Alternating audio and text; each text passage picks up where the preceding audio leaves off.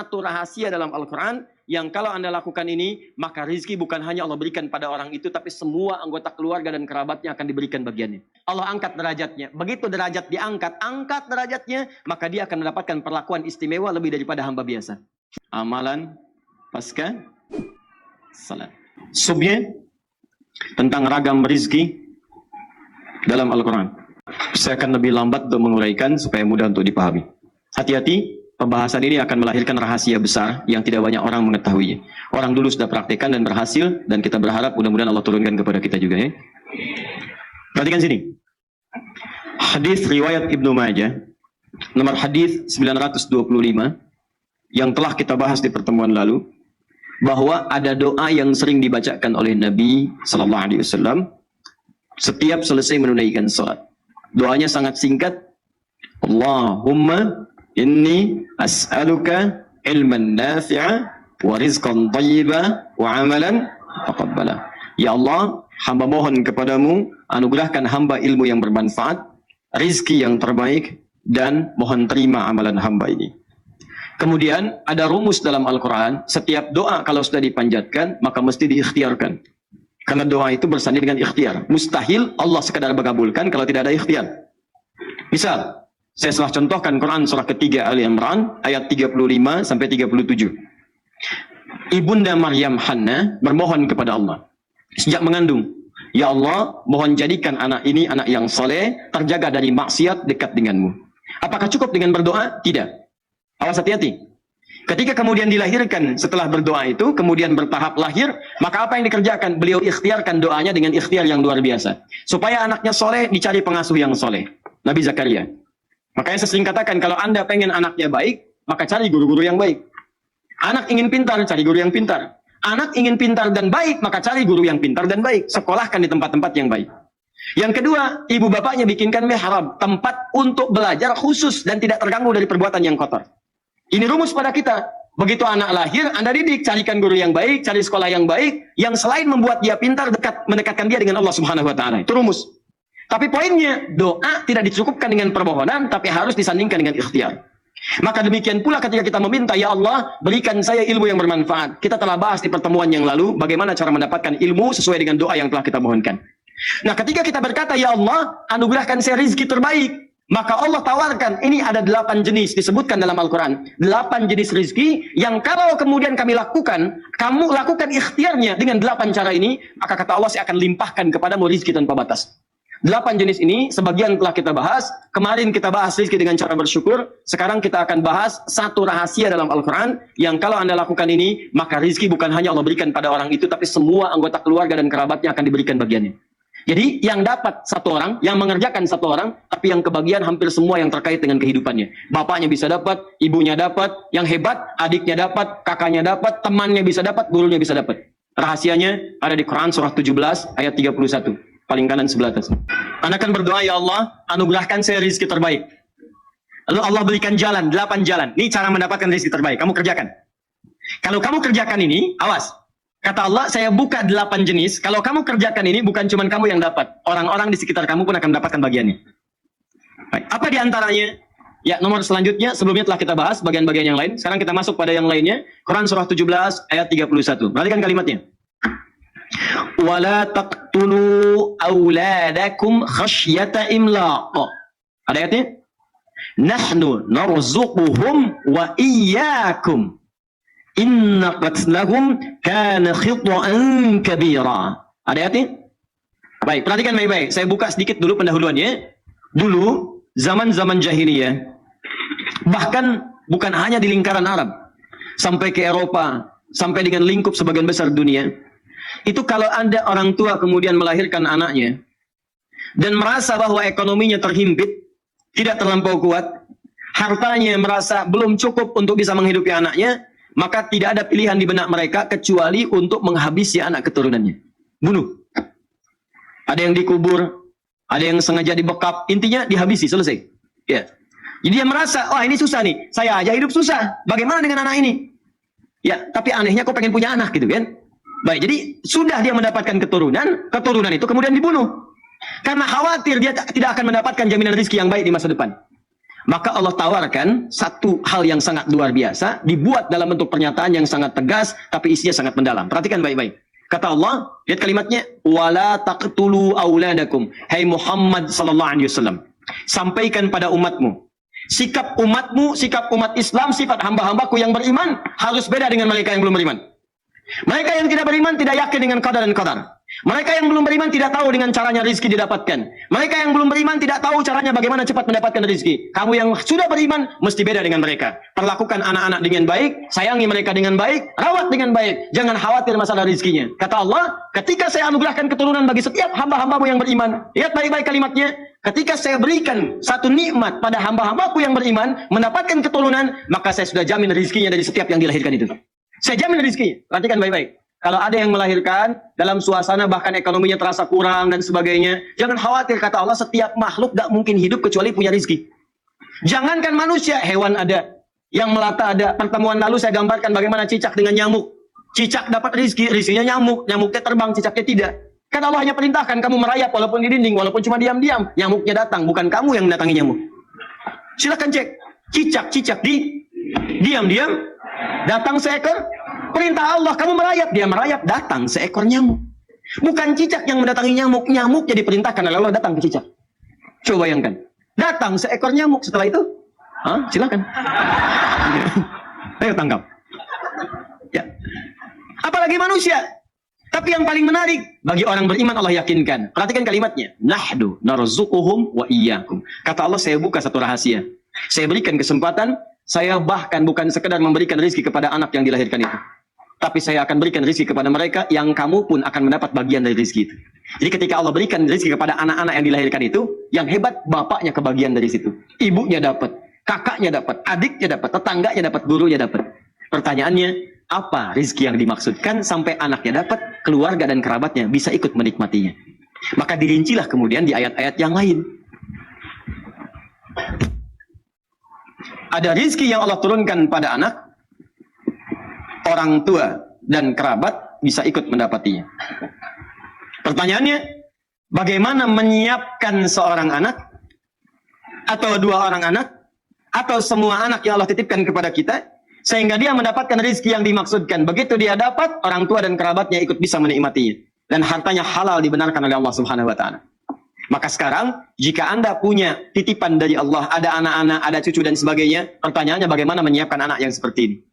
Maka pilihannya, rinci ke ayat-ayat yang lainnya. 1, Quran, surah ke-35, ayat ke-28. Kalau Anda ingin mudah mendapatkan rezeki, di antaranya bisa Allah turunkan lewat keturunan. Dia dapat, Anda mendapatkan bagiannya.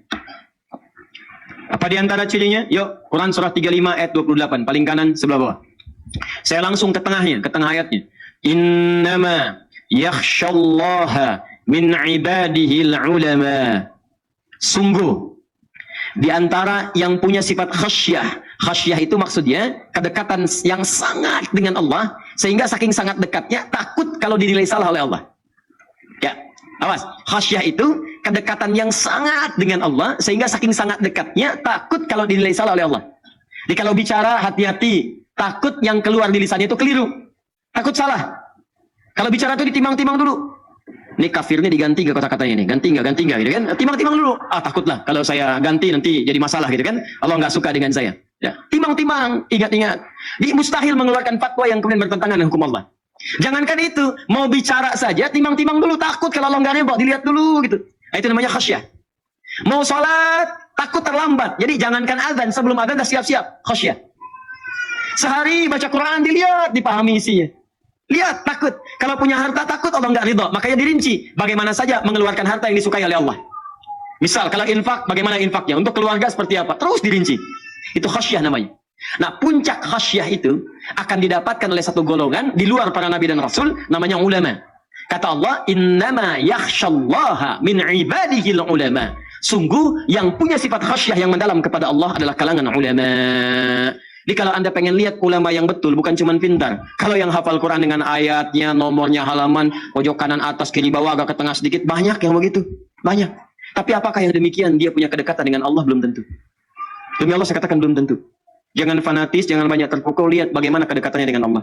punya sifat khasyah atau tidak, bagaimana ketakutannya, bagaimana ibadahnya. Jadi kalau Anda ingin mencari ulama yang betul, coba lihat bagaimana kedekatan dia dengan Allah Subhanahu wa taala. Di poinnya ulama. Bagaimana menjadi ulama ini? Kemudian diturunkan di Quran surah ke-58 ayat ke-11. Diturunkan di Quran surah ke-9 ayat 122. Dirinci di hadis riwayatnya Ibnu Majah nomor hadis 233. Rawinya adalah sahabat bernama Abu Darda. Inilah dia keutamaannya. Kemudian dicontohkan lewat seorang sahabat Nabi namanya Abbas.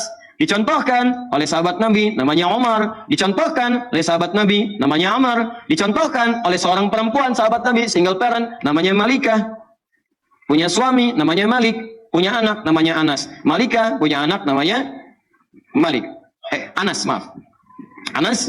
Abbas, Umar, Amr punya anak namanya Abdullah. Lihat baik-baik. Di Quran surah 35 ayat 28 disebutkan, ulama itu kalangan yang sangat dekat dengan Allah. Dekat Allah. Sekarang lihat rumusnya nih, pelan-pelan. Bukankah orang yang dekat dengan direktur mudah mendapatkan kenikmatan di kantornya? Bukankah orang yang dekat dengan pejabat mudah mendapatkan akses jabatannya? Betul? Bukankah orang yang dekat dengan ustadz mudah mendapatkan akses ke ustadz? Bukankah orang yang dekat dengan majlis ta'lim mudah mendapatkan akses di majlis ta'lim? Sekarang kalau orang dekat dengan Allah, apa yang tidak mudah bagi Allah? Siapa pemilik ilmu? Siapa pemilik rezeki? Siapa pemilik kemudahan? Maka secara logika sederhana, orang-orang yang paling dekat dengan Allah, maka tidak usah berpikir tentang rezeki, karena sebelum dia pikirkan, Allah sudah penuhi semua kebutuhannya. Maka tidak ada yang paling dekat kata Allah dari kalangan manusia selain Nabi dan Rasul dengan Allah Subhanahu wa taala kecuali kalangan para ulama. Makanya di hadis Ibnu Majah nomor hadis 233 disampaikan oleh sahabat Abu Darda dari Nabi SAW, para ulama itu disebut pewaris para nabi. Perhatikan kalimatnya, wa innal ulama'a warathatul anbiya wa innal anbiya'a lam yurithu dirhaman wala dinaran walakinnahum warathul ilma fahadhuhu bihadhin wafir. Sungguh para ulama itu pewaris para nabi. Para nabi itu tidak mewariskan dinar dan dirham, tapi mewariskan ilmu. Makanya kalau Anda pengen kata Nabi, perhatikan kalimatnya, ambillah ilmu warisan Nabi itu. Ini saya tanya ya, antum ya. Antum dapat warisan dari orang tua. Orang tua antum nih, bukan Nabi, bukan Rasul. Mewariskan harta 1 miliar. Mau diambil gak? Ambil. Sekarang Nabi antum ngasih warisan, mau diambil gak? Ambil. Manusia biasa ngasih warisan diperebutkan. Masa warisan Nabi gak direbutin? Kalau orang akalnya sehat, kalau orang pintar, perhatikan baik-baik. Orang pintar itu pasti akan memilih yang paling prioritas. Ini orang biasa ngasih warisan, direbutin. Kenapa Nabi yang super, Nabi yang istimewa ngasih warisan, nggak pada direbutin? Ini ada warisan Nabi, namanya ilmu. Orang yang dapat ilmu disebut dengan alim, jamaknya ulama. Kata Nabi, ulama itu pewaris saya. Saya nggak wariskan uang, saya nggak wariskan harta, dinar dan dirham. Saya wariskan ilmu, ambil itu. Ketika ilmu itu diambil, maka Allah akan angkat derajatnya. Quran surah ke-58 ayat 11. Yarfa'illahu alladhina amanu minkum walladhina utul ilma darajat. Allah akan angkat derajat orang-orang beriman plus Allah memberikan tambahan derajat pada orang-orang yang mendapatkan tambahan pengetahuan. Dia orang berilmu itu ketika dia naik status jadi ulama, alim, dekat dengan Allah, pewaris Nabi, Allah angkat derajatnya. Begitu derajat diangkat, angkat derajatnya, maka dia akan mendapatkan perlakuan istimewa lebih daripada hamba biasa. Silakan cek. Ingat ya, kalau Anda diangkat derajat oleh manusia, belum tentu manusia lain mengenal Anda. Anda disanjung oleh orang tanah kusir, orang tanah suci, belum tentu kenal Anda. Silakan. Ana Saiful min Bendi tanah kusir. Tanah kusir kata orang Arab. Ya kenal. Tanah kusir. Silakan. Jangankan tanah suci ya, tanah abang yang nggak kenal itu kan. Anda pindah lagi nggak ada yang angkat. Tapi kalau Allah angkat derajat Anda, siapa yang tidak menyanjung Anda? Silakan cek. Melewati zamannya masih dikenal. Silakan. Anda kenal Umar bin Khattab? Kenal. Padahal mimpi aja nggak pernah ketemu. Lihat aja enggak, kenal tuh. Udah lewat 15 abad. Beliau bukan Nabi, bukan Rasul, tapi sekarang masih dikenal. Ali bin Abi Thalib dikenal. Sekarang kita ambil yang bukan sahabat. Al-Imam Syafi'i, Al-Imam Abu Hanifah, Imam Malik, Imam Ahmad, bukan kalangan sahabat. Dikenal sampai sekarang. Ar-Rafi'i dikenal. Orang-orang saleh dikenal. Bahkan yang hidup kemudian yang baru wafat beberapa masa lalu masih dikenal. Syekh Utsaimin, Syekh Muhammad Nasruddin Al-Albani misalnya dikenal. Profesor Wahbah Az-Zuhaili dikenal. Ya orang-orang mengetahuinya, diangkat oleh Allah. Kalau sudah diangkat, sudah nggak ada yang bisa menolaknya. Ya jangankan kawan, lawan pun menuliskannya. Tanyakan pada orang-orang di barat, tahu Umar nggak? Tahu. Mereka tahu tuh.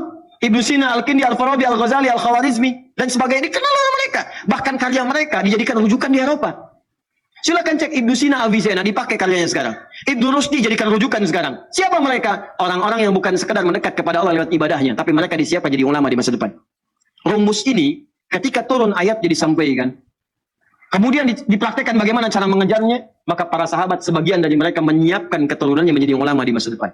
Siapa di antara mereka? Ada yang laki-laki seperti Abbas paman Nabi, seperti Umar sahabat Nabi, seperti Amr bin As sahabat Nabi. Mereka menyiapkan anaknya, mesti ada di antara anak saya yang menjadi ulama yang dekat dengan Allah Subhanahu wa taala. Bahkan ada perempuan single parent namanya Malika.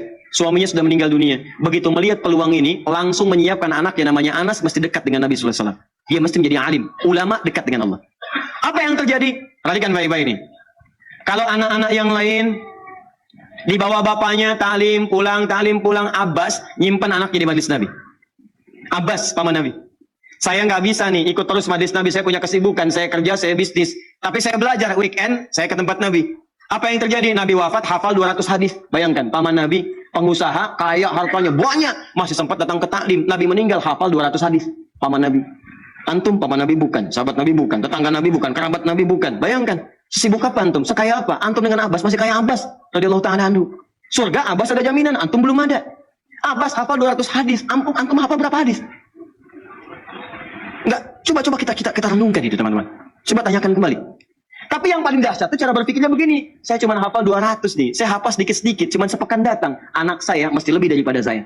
Dia harus mendapatkan yang lebih daripada saya. Bapaknya itu pengusaha, Pak, orang kaya. Tapi belum mengerti anak saya akan dapat rezeki lebih cepat daripada saya. Dia dapat, saya dapat bagiannya. Perhatikan.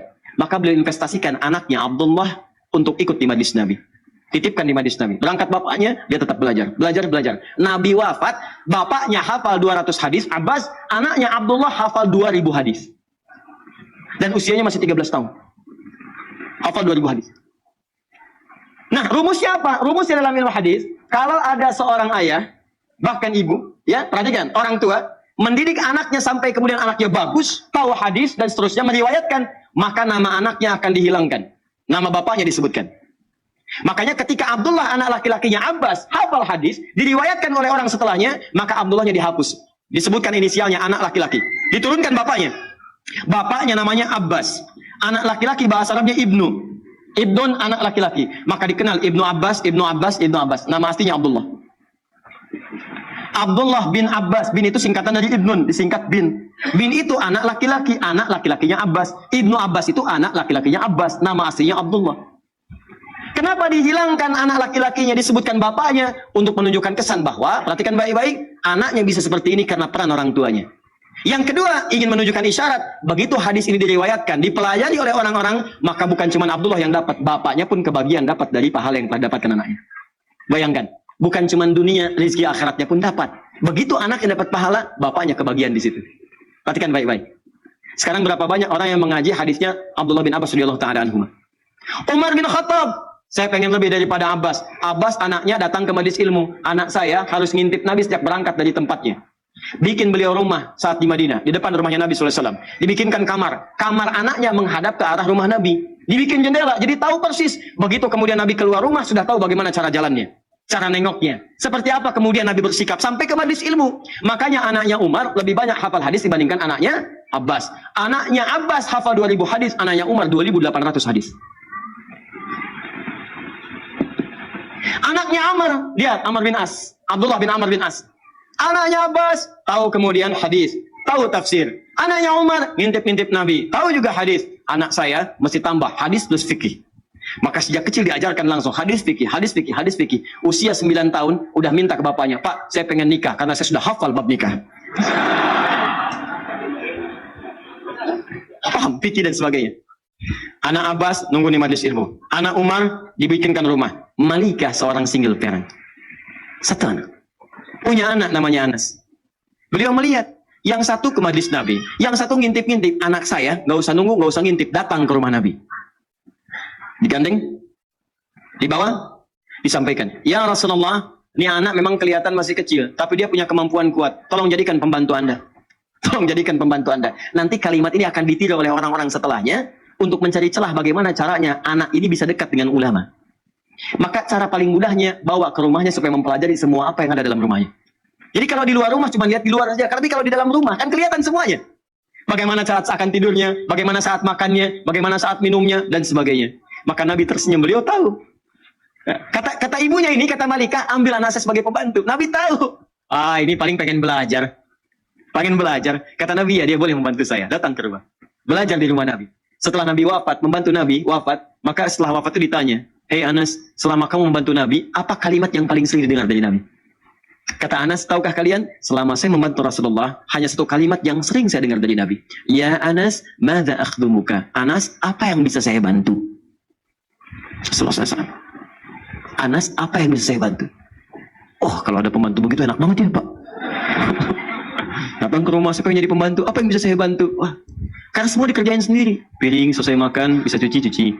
Ada yang kemudian sobek, jahit sendiri itu. Ya, itu yang luar biasa. Dan Anas kemudian meriwayatkan hadis yang sangat banyak setelah peninggal Nabi SAW. Poinnya adalah, kenapa mereka berlomba mengejar itu semua? Karena ada janji yang disebutkan oleh Allah, derajatnya akan diangkat, dekat dengan Allah, dan rizkinya akan dijamin. Begitu rizki dapat, bukan cuma dunia, akhiratnya kebagian. Kalau para sahabat nggak mikirin dunia, Pak, bikin dunia itu udah selesai. Maksud saya, mereka sudah paham, ini dapat, gak ada masalah. Yang mereka pikirkan akhirat. Makanya ketika dititipkan anaknya, investasi terbesarnya akhirat. Tapi Anda tahu nggak, orang yang mendapatkan akhirat udah otomatis dunianya dijamin, itu rumusnya. Sederhana, jadi kalau akhirat dapat, dunia pasti akan dapat. Akhirnya apa yang terjadi? Orang-orang setelahnya, maka menyiapkanlah misi ini, ditempuh kemudian jalan ini, maka orang-orang sepeninggal Nabi, sahabat menyiapkan. Sahabat mewariskan, tabi'in mengikuti, tabi'in mengikuti. Maka muncullah orang-orang hebat setelah zaman sahabat, untuk mengejar keutamaan dari Al-Quran ini, bagaimana caranya? Hidupnya bahkan suami sudah nggak ada, single parent, sendirian, harta terbatas. Berpikir bagaimana caranya, ya Allah, dunianya nyaman, akhirat dapat banyak pahala. Maka rumus pertama ditempuh. Imam Asy-Syafi'i punya seorang ibu. Begitu lahir kemudian tumbuh berkembang di Gaza, sekarang di Palestina, wafat ayahnya. Itu sendirian, Bu, single parent. Berjuang bagaimana cara mendapatkan ketenangan dalam rumahnya, plus mendapatkan pahala akhiratnya. Maka diputuskan anak saya mesti menjadi ulama. Jadi ulama. Maka dididik oleh beliau, nih rumus cepatnya, perhatikan baik-baik. Dicari orang-orang yang hebat di masanya. Siapa ulama yang bisa mendidiknya? Dititipkan di situ. Begitu kemudian mau belajar, gendong, sampai mendengar puncak ilmunya ada di Mekah pada saat itu. Maka berangkat beliau membawa anaknya ke Mekah. Jalan sampai dengan ke Mekah. Dititipkan di kalangan para ulama. Setelah tumbuh remaja, Imam Syafi'i diutus. Syafi'i, saya mendengar imam paling bagus sekarang perkembangan ilmu ada di Irak. Kamu berangkat ke Irak. Semua dilakukan untuk bisa menjadikan anaknya menjadi seorang alim. Apa yang terjadi? Ibunya berusaha, jadi ulama. Begitu kemudian tumbuh berkembang, jadi remaja, hafalannya kuat, siap menjadi seorang alim. Kata ibunya berangkat ke Irak, di sana sedang muncul perkembangan ilmu. Begitu berangkat ke Irak, teman-teman, apa yang terjadi?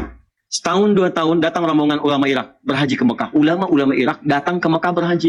Begitu berhaji, yang disebut semua Syafi'i. Qala Muhammad bin Idris Syafi'i. Nyampe itu suara ke telinga ibunya saat di Mekah. Begitu mendengar, segera disusul. Itu siapa Syafi'i? Katanya. Siapa Syafi'i? Kata ulama-ulama Irak ini, dia adalah seorang anak muda yang luar biasa. Dia asalnya dari Mekah sini. Bahkan ibunya ada di Mekah katanya. Ibunya ada di Mekah, asal dari Mekah sini. Sekarang sedang di Irak. Dia menjadi panutan ulama nomor 1 di Irak. Asy-Syafi'i. Kata ibunya, tahukah engkau Syafi'i itu anak saya? Tahukah engkau Asy-Syafi'i anak saya? Begitu tahu Syafi'i anaknya, oh Masya Allah anak ibu. Langsung ibunya dihormati. Oh langsung dimuliakan macam-macam. Perhatikan, Syafi'i yang berhasil, ibunya.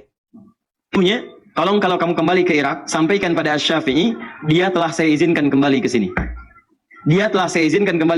Padahal waktu berangkat ke Irak, tadi sebelum saya sebutkan, padahal waktu berangkat kata ibunya, Syafi'i, kamu belajar ilmu ke Irak, gak usah pulang ke sini, gak usah pulang.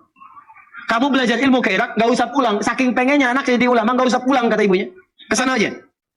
Begitu sudah mendengar Syafi'i jadi ulama, kata ibunya kepada ulama Irak, katakan pada Syafi'i, dia boleh pulang sekarang. Pada kalimat awalnya, gak usah pulang. Bahkan ada riwayat mengatakan, nanti aja ketemunya di surga di akhirat. Berangkat aja, nanti ketemu di surga di akhirat. Begitu mendengar anaknya sudah jadi ulama, silakan pulang. Begitu disampaikan kepada Asy-Syafi'i di Irak, senangnya luar biasa. Kata Asy-Syafi'i, saya akan pulang. Begitu tahu akan pulang, mendengar guru besar akan pulang, semua orang-orang Irak itu menyiapkan bekal untuk ke Syafi'i. Ada yang ngasih unta, ngasih makanan, ngasih ini bekal, sampai terkumpul 100 ekor unta. Terus dengan isi. Bayangkan, Asy-Syafi'i nggak pernah tercatat. Asy-Syafi'i pernah kerja di perusahaan A. Asy-Syafi'i pernah berdagang. Asy-Syafi'i pernah bisnis. Disiapkan jadi ulama, begitu mau pulang ke Mekah, semua perangkatnya disiapkan langsung. Allah turunkan. Semua orang ngasih. Berangkat. Kitabnya kemudian dibawa di tangannya, naik beliau ke untanya, 100 ekor unta ngikutin, plus dengan murid-muridnya. Begitu sampai di gerbang Mekah belum sampai ke Mekah, kan ada batas haram ya? Ada batas haram. Begitu sampai di batas itu, beliau mengutus santrinya, tolong berikan kabar kepada ibu, saya sudah dekat, saya akan datang. Ini sunnah ya, ingat ini sunnah. Sunnah kalau Anda ingin berkunjung pada siapapun, kabari dulu. Kabari supaya dia siap-siap, jangan bikin kejutan. Nah, justru kejutan itu dalam Islam nggak diperkenankan. Oh, nggak pakai, oh, iya. Supaya orang itu nggak repot, tiba-tiba Anda datang, dia kan merasa nggak enak gitu. Ya, jadi kalau bisa tuh sampaikan, agak dekat-dekat nggak apa-apa, saya di jalan nih mau berkunjung, itu sunnah. Sunnah sampaikan, supaya dia bisa siap-siap. Begitu diutus santrinya datang kepada ibunya, diketok, disampaikan, siapa kamu? Saya muridnya Syafi'i. Beliau sudah di perbatasan akan datang ke sini, menemui ibu. Syafi'i bawa apa? Masya Allah bu, Syafi'i jadi orang hebat. Sekarang begitu datang, orang ngirim-ngirim unta. Ada 100 ekor unta dengan beliau, lengkap dengan isinya. Saya suruh dia ke Irak untuk belajar, bukan cari unta. Bilang sama Syafi'i, gak usah datang ke sini, balik lagi ke Irak. Bilang sama Syafi'i, gak usah datang, balik lagi. Muridnya bengong. Hah? Balik lagi, ketika bertemu Imam Syafi'i disampaikan, Syekh, gimana tadi? Kata ibu, balik lagi ke Irak. Balik lagi. Kamu bilang apa sama ibu saya? Saya bilang, saya udah jadi saya besar, lama besar, datang dengan 100 ekor unta. Kamu salah. Kenapa kamu bilang begitu? Maka diutus lagi yang lain, kamu datang ke ibu saya, kalau tanya, bilang, Syafi'i telah bawa kitab. Datang dari Irak, bawa kitab. Dan saya katakan, berikan semua unta ini, semua sedekahkan untuk orang Mekah yang membutuhkan. Berikan semuanya. Maka Syafi'i perintahkan 100 ekor unta itu dengan semua isi dibagikan ke orang-orang Mekah, disedekahkan. Tinggal satu kitab dengan beliau di tangannya. Katakan pada ibu saya, Syafi'i datang pulang dengan membawa kitab di tangannya, nggak bawa unta lagi. Datang muridnya, begitu datang ke ibunya, Bu, kamu siapa? Santrinya Syafi'i. Saya kan tadi katakan, pulang ke Irak, gak usah ke sini. Bu, Syafi'i udah nggak bawa unta, cuma bawa kitab di tangannya. Oh, kalau begitu silahkan pulang. Maka Syafi'i datang membawa kitab di tangannya, jadi ulama besar dan fatwanya ditunggu-tunggu. Maka sejak saat itu teman-teman sekalian, apa yang terjadi? Ibunya sejahtera, kehidupannya pun tenang, dunianya nggak difikirkan, semuanya dijamin. Allah langsung yang jamin, sangat dekatnya dengan Allah. Mau makan, makanan sudah ada, semua ragamnya ada. Mau minum, jenis minuman sudah ada yang halal-halal. Mau berangkat, kendaraan sudah ada. Nggak pesan, tiba-tiba kendaraan datang. Bayangkan, akhiratnya dapat, dunianya dapat, dan hidupnya pas butuh ada, pas datang. Mau haji, jalan akses dibuka semua. Yang datang ulama besar, akses dibuka semua. Mau berangkat, pengawalan ada. Nyaman. Gak usah repot, gak usah macam-macam. Alim, ulama. Begitu melihat demikian suksesnya ditiru oleh ibu yang lain. Ibunya ini adalah ibu seorang nanti, muridnya Asy-Syafi'i yang kelak jadi ulama besar juga. Lahir tahun 163 Hijrah. Ibunya ini juga single parent, punya seorang anak namanya Ahmad, punya bapak namanya Hambal. Dikenal dengan Ahmad bin Hambal. Ahmad bin Hambal itu Imam Ahmad muridnya, Imam Asy-Syafi'i. Yang kelak kemudian jadi ulama besar, hafal 1 juta hadis. Imam Ahmad. Sama. Itu jangan dikira ibunya itu kalau musim dingin malamnya, itu bu, masak air bu malam-malam, single parent ibu bayangkan. Masak air, diangetin, anak diwuduin dulu, begitu sudah wudu, digendong, diantar ke majelis ilmu, ibunya nungguin di luar, selesai bawa lagi, investasi itu begitu anaknya jadi, dewasa, senang semuanya. Bukan cuma anaknya, ibunya dapat, saudaranya dapat, kerabatnya dapat. Lihat sekarang. Perhatikan ketika seseorang menjadi alim ulama. Fokus, lihat baik-baik. Jangankan ulama lah, jadi ustadz aja. Begitu seorang jadi ustadz, lihat. Bukan cuma ustaz yang ditunggu, ibunya dicari tahu siapa ibunya, siapa bapaknya. Setiap yang dekat dengannya jadi akses, kakaknya, adiknya, kerabatnya, tetangganya. Setiap makanya nggak ingat jadi ingat sekarang. Oh, saya pernah sekelas dengan dia di SD, saya pernah sekelas dengan dia di SMP, saya pernah tetangga dia, saya pernah gini dia, dan sebagainya. Padahal sebelum jadi ustaz belum tentu kenal. Semua itu bisa terbuka. Dan yang paling dahsyat teman-teman sekalian, begitu anak Anda masuk dalam kategori alim ulama, maka semua kebutuhan dunia akan dicukupkan oleh Allah. Ringan. Silahkan cek. Mau haji, orang nunggu 25 tahun. Ini dicari-cari. Pak, bisa nggak bimbing kami? Pak, bisa nggak travel gini? Boleh saya haji, tapi boleh nggak ibu saya ikut? Pak, jangankan ibu, bapak ikut boleh, kakak ibu boleh, anak boleh, silahkan. Bapak kami kasih kuota deh, 10 orang, silahkan ikut. Orang nunggu 25 tahun, dia cuma nggak nunggu, ditawarin, 10 orang boleh ikut. Saya ini ulama bukan, syekh bukan, ustadz ilmu masih dikit. Tiba-tiba ketemu dubes Saudi. Syekh Adi, ini ada yang mau haji, terus gimana? Antum ikut ya, berangkat. Antum jadi amir. Amir, gimana saya amir? Saya kan bukan ulama besar, bukan biasa-biasa, ilmu saya sedikit. Pokoknya antum ikut. Terus bagaimana dengan yang lain? Yang lain siapa? Saya punya ibu, saya punya kakak, saya berikan 24 jatah. Anda bayangkan, saya ini ustadz kecil, ilmu masih sedikit, ulama juga bukan, saya juga bukan. Anda bayangkan, cuma berusaha untuk belajar sedikit-sedikit, dapat sedikit, dikasih jatah haji plus 24 orang. Kemarin kami berangkat. Teman-teman, ada yang ustadz, ada yang ini lagi, ada yang macam-macam berangkat. Dan saya lihat, Masya Allah, ternyata teman-teman saya ustadz semua. Ustadz pulang dengan istrinya, Ustadz pulang dengan ibunya, Ustadz pulang dengan anaknya. Bayangkan, ternyata beliau itu dubes yang kemarin baik orang itu, Dr. Usama itu, baik orangnya. Ternyata beliau mengumpulkan satu gelombang khusus yang beliau kemudian apresiasi dari kalangan para ulama dan tokoh-tokoh yang punya jasa terhadap Islam. diberangkatkan tuh. Anda bayangkan. Jadi kalau Anda ingin mendapatkan bagian kenikmatan, jadikan satu di antara anak Anda jadi ulama. Masa nggak ada yang jadi satu pun? Makanya jangan tertipu dengan kebanyakan orang yang sekolahkan. Pesantren itu sekarang bagus-bagus. Pesantren bagus-bagus, jangan dikira nggak bisa bersaing. Ya silakan lihat, bahasa Inggrisnya banyak yang bagus. Lihat alumni Gontor tuh. Silakan yang jadi ketua MPR ada, yang jadi menteri ada, yang jadi dubes ada. Banyak. Bahasa Inggris bagus, bahasa Arab bagus. Ada yang Mandarin ada yang bahasa lain ada. Silakan, jangan takut. Matematika ada. Yang jago matematika, jago fisika, jago kimia. Jangan dikira kalau ketika Anda jadi ulama, Anda kehilangan dunia. Tidak. Apa saya tidak belajar umum? Saya belajar. Fisika saya belajar. Kimia saya belajar. Waktu-waktu senggang saya pergi ke toko buku. Saya beli buku kimia, buku fisika saya pelajari. Ya saya belajar, saya pahami. Saya baca juga yang lainnya. Tapi fokus kita pada apa yang Allah titipkan. Tapi yang lainnya kita pelajari. Jangan dikira Anda jadi ulama, Anda ketinggalan semua yang lain. Tidak kita butuhkan. Ya, kalau orang tanya kan kita bisa jelaskan. Kalau ada orang berangkat haji gelombang kedua, apakah kemudian mikotnya itu di atas pesawat atau mikotnya di Jeddah, di King Abdul Aziz? Ada yang mengatakan kemudian di atas pesawat. Nah, timbul pertanyaan baru. Kecepatan pesawat itu berapa? 800 mph, bisa 800 km per jam. Anda mau mikot baru mengucapkan bis, pesawatnya lewat. Bagaimana hukumnya?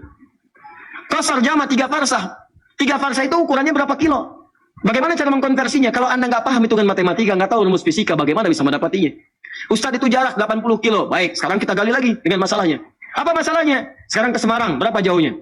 Berapa kilo? Hitung dari sini bisa 300-400 kilo. Baik, pakai pesawat berapa? Pakai pesawat mungkin 1 jam, nyampe di sana. Sekarang ke Lebak Bulus, berapa jaraknya dari Bekasi misalnya? Dari Bekasi ke Lebak Bulus 30 kilo. Baik, 30 kilo berarti nggak nyampe 80. Boleh jama tidak? Tidak. Boleh kosor tidak? Tidak. Ke Semarang 300 kilo. Boleh jama? Boleh. Kosor? Boleh. Baik, sekarang pertanyaannya begini. Kalau ada orang ke Semarang naik pesawat, dan dari Bekasi ke Lebak Bulus naik beca. Nyampe dia berangkat dari Bekasi ke Semarang. Jarak cuma 1 jam pakai pesawat. Berangkat kemudian jam 12, nyampe jam 1. Asar aja belum. Yang di sini ngayuh beca dari Bekasi ke Lebak Bulus. Berangkat jam 12. Begitu masuk jalan tol, nggak boleh. Jalan biasa, macet.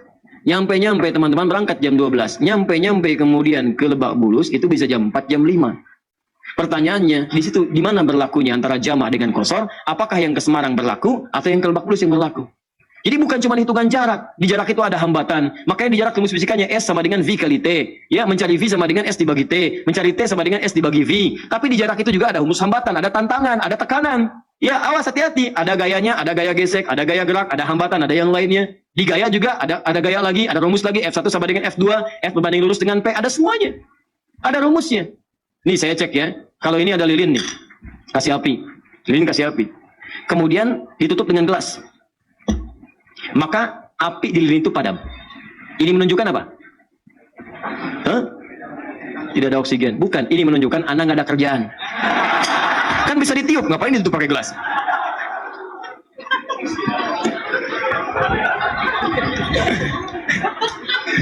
Bisa ditiup kok pakai gelas ditutup. Sudah. Nah, maka yang pertama, kalau Anda ingin mendapatkan rezeki yang tenang, maka jadikan satu di antara anak Anda jadi ulama. Umum juga boleh. Jadi dokter yang hafal Quran, ya, ahli fisika yang hafal Quran, boleh banyak zaman Nabi. Kemudian setelah itu diwariskan Ali bin Abi Thalib itu jagoan matematika, ahli matematika. Setelahnya ada Jabir bin Hayyan ahli kimia, ada ahli fisika, ada ahli matematika. Silahkan ahlinya, tapi jangan tinggalkan kemudian bagian-bagian keislamannya. Saya cepat. Kedua, kalau nggak bisa jadi ulama yang maksimal, jadikan ahli Quran, minimal penghafal Quran. Coba lihat anak-anak, ada Musa, ada Ahmad, ada Kamil, ya. Ada Rais yang kecil-kecil. Itu banyak anak-anak datang ke Bekasi. Kemudian juga kita ngobrol-ngobrol. Antum tahu apa yang terjadi? Kemarin saat kami berangkat, ada Rais yang kecil. Ada anak perempuan juga yang, mohon maaf, matanya mungkin nggak melihat. Kata orang buta. Tapi saya katakan, Masya Allah, matanya ditutup dari berbuat maksiat dari sejak kecil. Matanya dihambat dari maksiat dari sejak kecil. Anda bayangkan teman-teman, yang hafal Quran anaknya. Yang ikut haji, bapaknya ikut, ibunya ikut, gurunya ikut, temannya ikut. Yang hafal Quran cuma anaknya. Masa iya dari anak-anak antum nggak ada yang hafal Quran? Anak 1 belum hafal, anak 2 belum hafal, anak 3 belum hafal, 5 anak gak ada yang hafal. Kenapa gak diinvestasikan 1 anak aja hafal Quran? Demi Allah saya katakan, anak Anda usia 6 tahun, hafal 30 juz. Begitu hafal 30 juz, kakaknya yang 16 tahun, bapaknya yang 40 tahun, istrinya yang 34 tahun, adiknya yang 5 tahun, ikut semua mendapatkan keutamaannya. Ahli Quran. 3, kalau belum sanggup ke sini, didik menjadi soleh. Ayo soleh.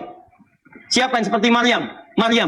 Maryam disekolahkan di tempat yang baik, bimbingannya baik. Ketika anak itu didik menjadi anak yang saleh, dekat dengan Allah, rajin ibadah, sering ke masjid, sering baca Quran, walaupun belum hafal, demi Allah saya katakan, jangankan orang lain, tetangga itu akan menyebut memuliakan bapaknya, memuliakan ibunya. Tidak pernah anaknya disebut kecuali bapaknya mendapatkan bagiannya. Begitu anaknya masuk, anaknya namanya Ahmad, bapaknya Asep. Tuh lihat tuh anaknya Pak Asep, bukan Ahmadnya, Pak Asep yang disebutkan. Dia punya anak, anaknya Kevin. Kevin kalau bisa seperti Ahmad ya, anaknya Pak Asep. Pak Asepnya masih ikut. Silahkan cek. Ini semuanya akan dapat bagiannya. Dan mudah gitu. Begitu masuk, mudah. Ke sekolah, mudah. Dan sebagainya. Kalau belum mampu juga, dekatkan dengan orang soleh. Cari orang-orang baik. Begitu aksesnya dekat dengan orang soleh, maka dia akan mendapatkan kemuliaannya. Terakhir, kalau belum dapat juga, pengen cara cepat, cari menantu yang soleh. Quran surah 30, ayat 21. Ini rumus dari Nabi. Makanya antum yang belum nikah, jadi pada soleh. Jadi ulama, antum akan dicari. Ya, jadi ahli Quran, dia orang-orang baik. Karena rumus Nabinya sederhana. Jika Anda kedatangan seorang pemuda yang dekat dengan Allah, maka jangan sia-siakan dia. Cepat, karena tidak mudah lagi menemukannya. Makanya saya senang sekali orang-orang sekarang, Masya Allah. Itu sangat bagus-bagus. Dalam menyeleksi itu sekarang ukurannya Al-Quran. Ukurannya ke masjid. Ya kan pernah datang ada yang ke rumahnya. Anaknya luar biasa perempuan ya, cantik, bagus. Dan bapaknya bagus sekali seleksinya, pakai Quran. Datang orang pertama, Pak, saya berminat, ini ingin begini-begini. Ya, nah bagus. Namanya siapa? Saya Anas, Pak. Baca surat An-Nas. Baca. Bagus ya. Baik, mudah-mudahan kalau jodoh, yaitu jadi jodoh yang terbaik. Besoknya datang lagi. Ade, ada apa? Aduh, Pak, saya tuh sudah alhamdulillah ada kematangan begini-begini. Nama siapa? Torik. Baca surat At-Torik. Baca. Masya Allah. Begitu yang ketiga, tuh dia tahu info dari yang lainnya. Saya kemarin ke sana, nama saya Anas, baca Anas. Saya Torik, baca Torik. Begitu yang ini datang, wajahnya udah pucat. Ada namanya siapa? Saya Yusuf Ibrahim, Pak.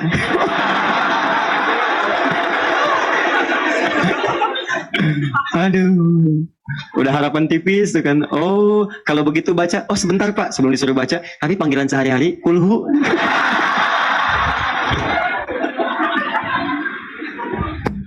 Dah. Jadi ini ya gambarannya.